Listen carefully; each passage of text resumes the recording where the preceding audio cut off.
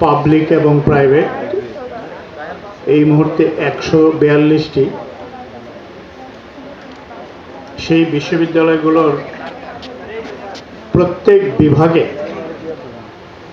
সেটি হতে পারে কেমিস্ট্রি বা ফিজিক্স, সোশিওলজি বা অর্থনীতি,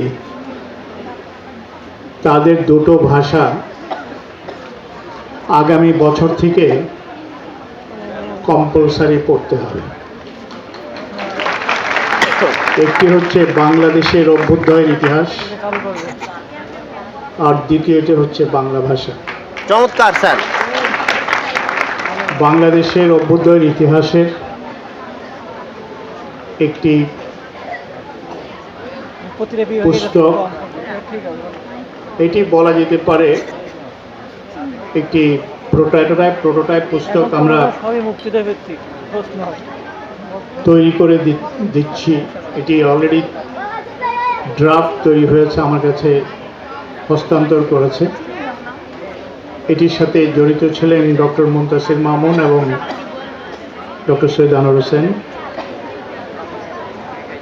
আর বাংলা ভাষার সাথে জড়িত ছিলেন এমেরিটাস অধ্যাপক প্রফেসর রফিকুল ইসলাম এবং ঢাকা বিশ্ববিদ্যালয়ের প্রফেসর